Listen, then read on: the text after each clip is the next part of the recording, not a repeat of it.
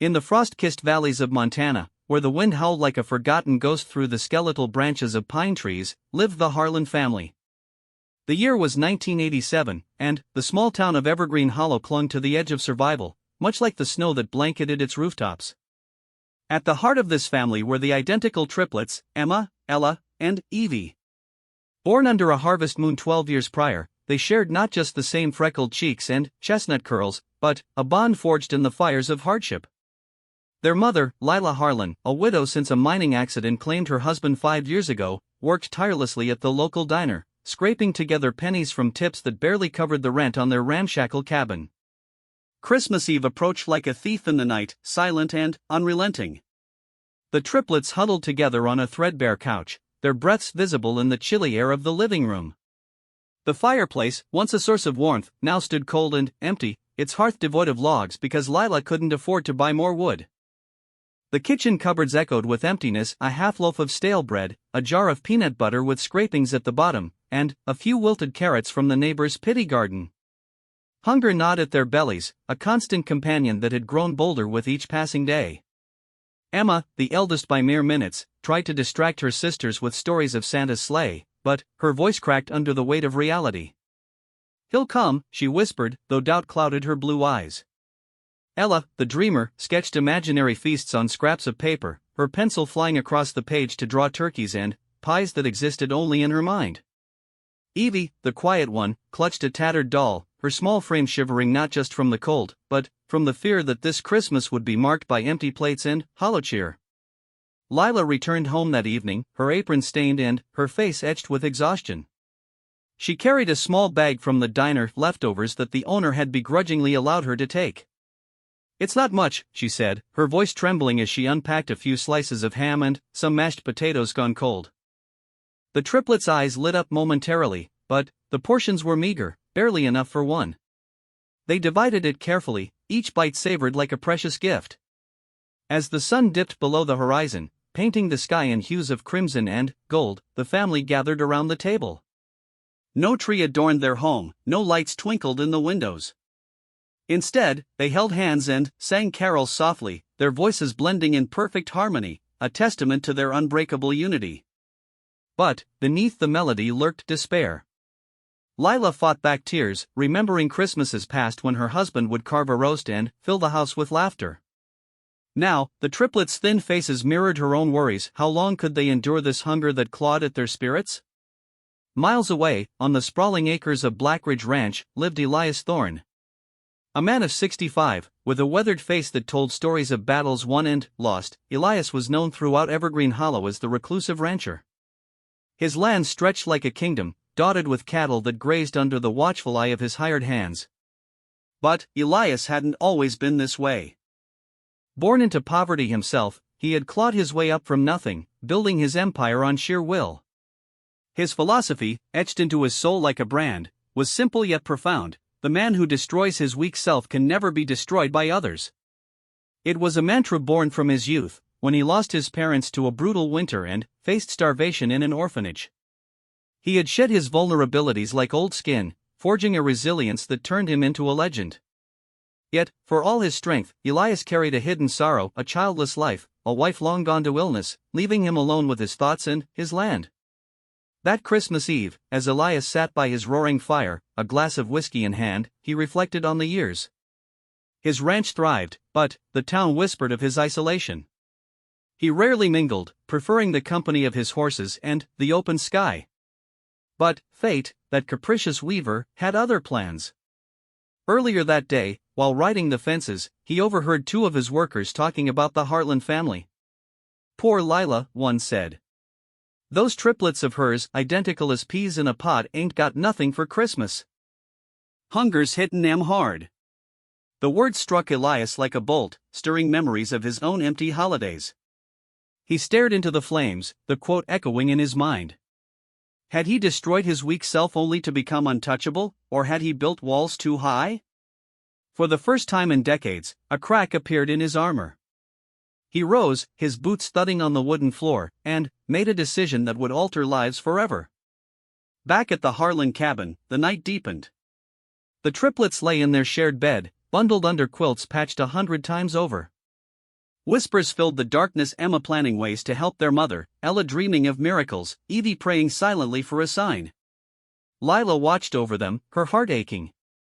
She stepped outside into the crisp air, staring at the stars that seemed indifferent to their plight.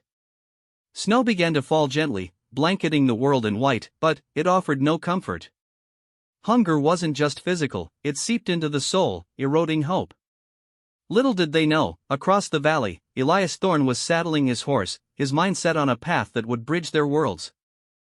As dawn's first light crept over the mountains, the triplets awoke to the same grim reality. Lila prepared a watery oatmeal from the last of their stores, portioning it out with precision. "We'll make it through," she assured them, though her smile faltered. The girls nodded, their identical faces masking the turmoil within. They spent the morning playing games with sticks and stones, inventing worlds where abundance reigned. But, as noon approached, the hunger intensified, a relentless tide. Emma suggested foraging in the woods, but the snow made it impossible. Ella drew more pictures, her art an escape from the emptiness. Evie hummed tunes, her voice a fragile thread holding them together. Elias, meanwhile, rode into town, his truck loaded with supplies from his pantry, crates of canned goods, fresh bread from his baker friend, and even a turkey he'd been saving. But this was no mere charity. Elias saw it as an extension of his philosophy. By helping others destroy their weaknesses, he reinforced his own strength. He stopped at the diner where Lila worked, inquiring about her address. The owner, surprised by the rancher's rare appearance, provided it reluctantly. As Elias drove toward the cabin, the snow thickened, turning the road into a white ribbon. He pondered the triplets identical, yet each unique in spirit, facing a trial that mirrored his past. Arriving at the cabin, Elias knocked firmly. Lila opened the door, her eyes widening at the sight of the towering man with his arms full. "Mr. Thorne," she gasped. The triplets peeked from behind her, their curiosity piqued. Elias set down the crates, his voice gruff but kind. "Heard you folks could use a hand this Christmas." The aroma of fresh food wafted in, and the girls' stomachs growled in unison. Lila hesitated, pride warring with necessity, but the sight of her daughter's hopeful faces won out. She invited him in, and thus began the unraveling of their isolation. Over the next hours, the cabin transformed. Elias helped Lila unpack the goods, sharing stories of his youth to ease the awkwardness. The triplets listened wide-eyed as he spoke of overcoming hunger through sheer determination. "The man who destroys his weak self," he said, "can never be destroyed by others." The words hung in the air, a beacon for the family. They feasted that afternoon, not lavishly, but enough to fill the void. Laughter echoed where silence had reigned, and, for the first time, Christmas felt possible. But this was only the beginning. Elias saw potential in the Harlans, a spark that hunger threatened to extinguish. He offered Lila a job at the ranch, mending fences and tending gardens come spring. For the triplets, he promised lessons in writing and ranch work, teaching them resilience. As evening fell, Elias departed, leaving behind not just food, but a seed of change. The family sat by a now-lit fire, courtesy of what he'd brought, reflecting on the day's miracle. Yet, challenges loomed. The town gossiped about Elias's sudden generosity, some envious, others suspicious. And, within the family, old fears lingered. Emma worried about dependency, Ella dreamed bigger, Evie found quiet strength. Little did they know, this encounter would test them all, forging bonds unbreakable. Word count for Part 1, approximately 2,667 words. Part 2, Forging Iron Wills. The days following Christmas blurred into a tapestry of newfound hope and lingering shadows for the Harlan family. Elias Thorne's visit had been a lifeline, pulling them from the brink of despair, but life in Evergreen Hollow demanded more than a single act of kindness. The triplets, Emma, Ella, and Evie, awoke each morning with bellies no longer protesting, thanks to the stocked pantry. Lila's face softened, lines of worry easing as she prepared meals that nourished body and soul. Yet, the rancher's words echoed in their minds: the man who destroys his weak self can never be destroyed by others. It became a family creed, whispered during quiet moments, a reminder that strength came from within. Elias returned frequently, his truck rumbling up the snowy path like a faithful steed. He brought not just supplies, but purpose. "Idle hands breed weakness," he'd say, rolling up his sleeves to fix the cabin's leaking roof or chop wood. Lila, grateful yet determined, insisted on repaying him. She began working odd jobs at the ranch, her diner shifts reduced as Elias paid her fairly for her labor. The triplets tagged along, their identical forms darting across the vast fields like shadows in sync. Emma took to the horses immediately, her leadership shining as she learned to saddle and ride. Ella discovered the ranch's old barn, filled with forgotten canvases, and began painting the landscapes that inspired her. Evie, ever the observer, helped with the animals, her gentle touch calming even the wildest colt. As winter thawed into spring, the bond deepened. Elias shared his history in fragments, over coffee on the porch. Orphaned at 10, he'd survived by sheer grit, working ranches from dawn to dusk. "I destroyed the boy who begged," he confessed one evening, staring at the horizon. "Built a man who provides." The triplets absorbed these lessons, applying them to their lives. When bullies at school teased them for their patched clothes, Emma stood tall, retorting with wit born of confidence. Ella channeled hurt into art, her drawings winning a local contest. Evie found solace in books Elias lent her, devouring tales of triumph over adversity.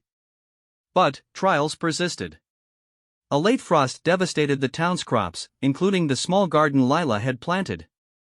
Hunger loomed again, subtle but insistent. Elias, facing his own setbacks, cattle lost to disease, refused to falter. He rallied the community, organizing a cooperative where families shared resources. The Harlans joined, their contributions small but meaningful. Through this, the triplets learned community as an extension of self-strength. "Destroying weakness ain't solitary," Elias taught. "It's lifting others so they stand with you." Summer brought warmth and work. The ranch buzzed with activity, and the triplets spent days there, earning pocket money by weeding and feeding livestock. Emma dreamed of owning horses, Ella sketched plans for her art studio, Evie studied veterinary basics from Elias's old manuals. Lila blossomed, her laughter ringing out as she and Elias shared stories under starlit skies. Whispers of romance stirred in town, but they ignored them, focused on growth. Yet, darkness crept in. A rival rancher, Jeb Harlan, no relation but a thorn in Elias's side, eyed Blackridge covetously. Jeb, a man of greed, spread rumors Elias was soft, helping the poor instead of expanding. One night, sabotage struck, fences cut, cattle scattered. Elias, undeterred, gathered his hands and the Harlans. "They aim to destroy us," he said, "but we've destroyed our weaknesses already." The triplets helped repair, their small hands blistering but spirits unbroken. Emma led searches for strays, Ella mapped the damage, Evie tended injured animals. Through sweat and resolve, they prevailed, strengthening their unity. Fall painted the valleys in gold, and with it came reflection. The family gathered at the ranch for harvest feasts, tables laden with bounty from collective efforts. Elias watched the triplets, marveling at their transformation, from hungry waifs to resilient young women. "You've destroyed the weak parts," he told them. "Now, nothing can touch you." Lila nodded, her hand brushing his, a silent acknowledgement of shared strength. But, as winter whispered its return, a greater test loomed. Jeb, emboldened, filed false claims against Blackridge, threatening foreclosure. Elias faced ruin, his empire at risk. The Harlans, now intertwined, refused to abandon him. Emma rallied townsfolk, Ella created posters exposing Jeb's lies, Evie researched laws in the library. Their efforts, fueled by the mantra, turned the tide. In court, Elias stood firm, his testimony a testament to indestructibility. Christmas approached again, a year since the miracle. The cabin, now repaired, glowed with lights Elias had strung. The triplets prepared surprises, Emma a carved horse, Ella a portrait of Elias, Evie a poem reciting his philosophy. Hunger was a distant memory, replaced by abundance of spirit. Word count for Part 2, approximately 2,666 words. Part 3, Eternal Flames of Resilience with the legal battles won, peace settled over Blackridge Ranch like a gentle snow. Elias Thorne emerged stronger, his philosophy validated not just in solitude, but in community. The Harlan family had become integral, their lives woven into the fabric of the land. The triplets, now 13, carried themselves with a quiet assurance, their identical features masking depths of individual strength. Emma's leadership blossomed in school projects, Ella's art adorned local galleries, Evie's empathy made her a confidant to many. Lila and Elias, their bond unspoken yet profound, found companionship in shared sunsets and morning coffees. The second Christmas since the change was a celebration of triumph. The cabin overflowed with guests, ranch hands, neighbors, even reformed skeptics. Tables groaned under turkeys, pies, and vegetables from the cooperative gardens. Laughter filled the air, harmonizing with carols sung by the triplets' voices. Elias raised a toast to destroying weakness together. Glasses clinked, eyes shone, and, in that moment, hunger's ghost was banished forever. Years unfolded like pages in a well-worn book. The triplets grew into young women, each path illuminated by Elias's guidance. Emma took over ranch operations, her strategic mind expanding the business. Ella pursued art in the city, her exhibitions drawing crowds, always crediting the man who taught her resilience. Evie became a veterinarian, healing animals as Elias had healed their family. Lila and Elias married quietly, their union a quiet victory over loneliness. Through it all, the mantra endured: the man who destroys his weak self can never be destroyed by others.